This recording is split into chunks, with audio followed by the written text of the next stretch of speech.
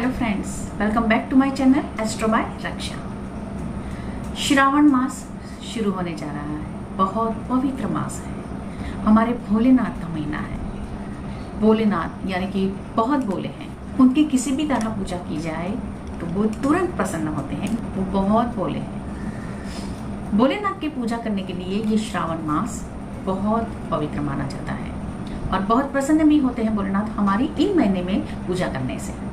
तो शिवलिंग पर पूरा महीना हम क्या चढ़ाएं, कैसी पूजा करें, ये सारी जानकारी लेकर आई हूं मैं इस वीडियो में। मैं हूं Raksha Rathore, astrologer, Vedic and vastu expert, tarot card reader, counsellor and life coach. आप किसी भी तरह की आप सर्विस चाहते हो मेरी, तो व्हाट्सएप पर मेरा नंबर है, या मेंशन कर दूंगी मेरा यहाँ नंबर। आप मुझे कॉल या व्हाट्सएप मैसेज कर सकते हो।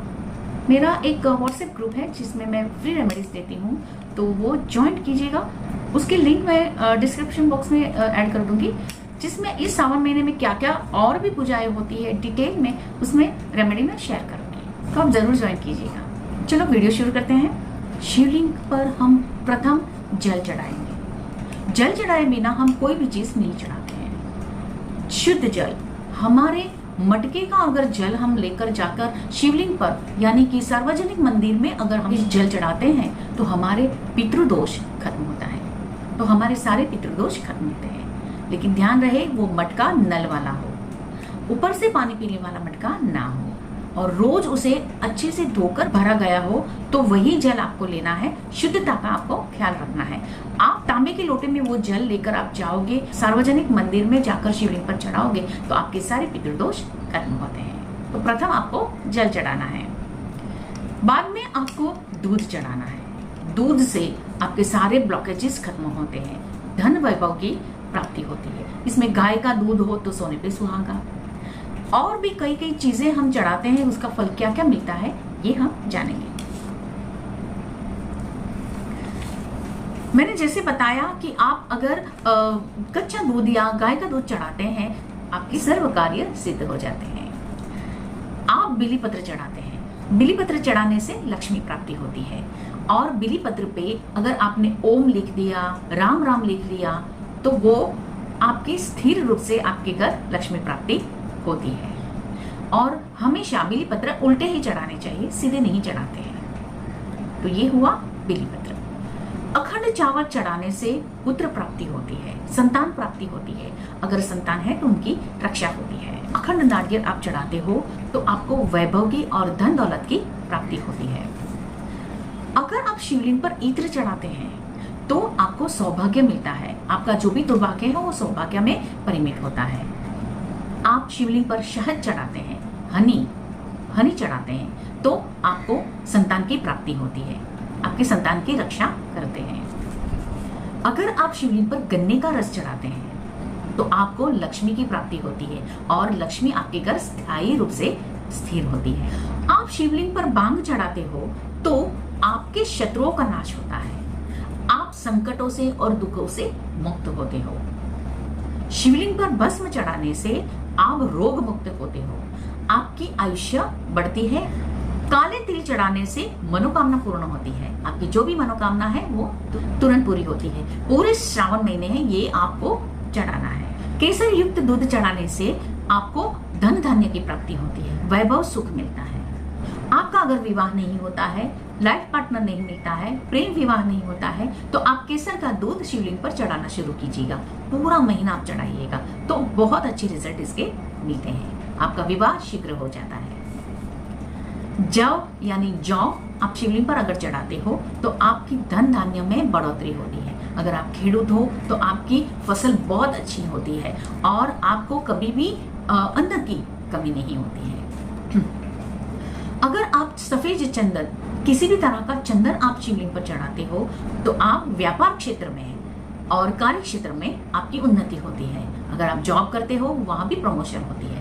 अगर आप घी चढ़ाते हो शिवलिंग पर तो आपके परिवार के सारे सदस्यों की उन्नति होती है और प्रगति होती है। आप शमी का पत्र चढ़ाते हो शिवलिंग पर तो वैभव सुख मिलता है, सारे सुख मिलते हैं, क्योंकि शमी का पत्ता शिव जी को बहुत प्रिय है।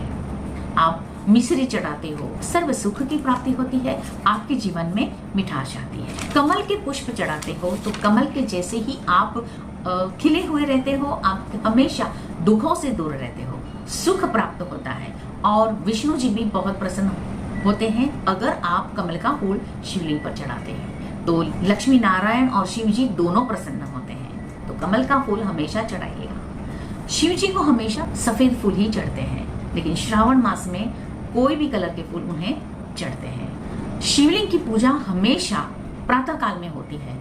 आप प्रातः काल में उनकी पूजा अर्चना कीजिएगा, उसका बहुत फल मिलता है। हरा नारियल तोड़कर उनका जल शिवलिंग पर चढ़ाने से मन की शांति मिलती है, जीवन में शांति आती है और मन के और कलेजे में ठंडक पहुंचती है, परिवार में सुख बढ़ता है। आप कोई भी चीज जब भी आप शिवलिंग पर चढ़ाते हो प्रेम से दिल से चढ़ाइएगा, नहीं तो उसकी कोई भी प्राप्ति आपको नहीं मिलेगी। शांति से पूजा कीजिएगा क्योंकि ये शांति के देवता है। आपको अगर नवग्रह की शांति करनी हो तो 9 चीजें जो ग्रहों से रिलेटेड है वो भी आप चढ़ा सकते हो। जैसे सूर्य के लिए आप गुड़ चढ़ा सकते हो, पानी में गुड़ को घोलकर आप चढ़ा सकते हो। सोमवार को चंद्रमा ठीक करने के लिए आप शिवलिंग पर दूध चढ़ा सकते हो। अगर आपका मूड ठीक करना है तो शिवलिंग पर आप हरे मूंग चढ़ा सकते हो। अगर आपको गुरु ग्रह ठीक करना हो तो आप हल्दी से मिला हुआ दूध चढ़ा सकते हो या केसर चढ़ा सकते हैं। अगर आपको शुक्र ग्रह ठीक करना है तो आप दही चढ़ा सकते हो, घी चढ़ा सकते हो। अगर आपको मंगल ग्रह ठीक करना है तो लाल चंदन का लेप शिवलिंग पर कीजिएगा। अगर आपको शनि ग्रह ठीक करना है तो काले उड़द आप शिवलिंग पर चढ़ा सकते हो। और आपको राहु ठीक करना हो तो आप काले तिल चढ़ा सकते हो।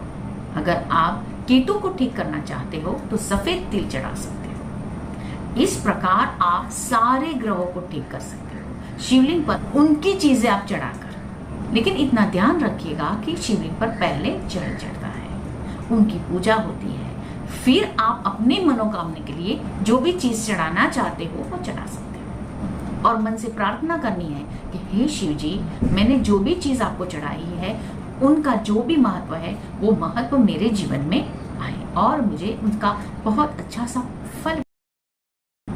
पूरे महीने आप शिद्दत से ये पूजा कीजिएगा।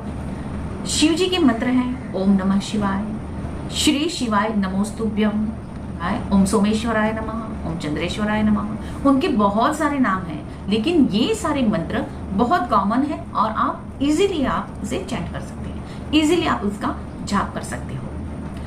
अगर आप रुद्राभिषेक करते हो यानी 11 श्लोक का जो रुद्राभिषेक है, आप एक एक श्लोक बोलकर एक एक बेलीपत्र चढ़ाते हो या एक एक चावल चढ़ाते हो या जो भी आप चढ़ाते हो वो एक एक श्लोक बोलकर चढ़ाते हो। ऐसा 11 रुद्राभिषेक करते हो तो आपकी मनोकामना जरूर और जल्दी पूरी होती है। तो रुद्राभिषेक हमेशा कीजिएगा, वो 11 श्लोक का है। आप रोजाना वो रुद्राभिषेक बोलिएगा शिवलिंग के आगे और आपकी मनोकामना के हिसाब से वस्तुएं चढ़ाते जाइएगा।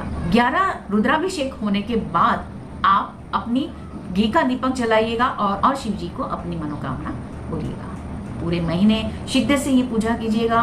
और श्रावण महीने में क्या क्या और भी पूजा हो सकती है स्पेशल डे में, ये सारी जानकारी लेकर नेक्स्ट वीडियो में मैं आऊंगी। आप मेरे चैनल को सब्सक्राइब कीजिएगा, मुझे भी मोटिवेशन मिलता है। मुझे इंस्टा पर भी फॉलो कीजिएगा, मैं इंस्टा पर छोटी छोटी रेमेडीज शेयर करती हूँ, आप जरूर फॉलो कीजिएगा। तब तक के लिए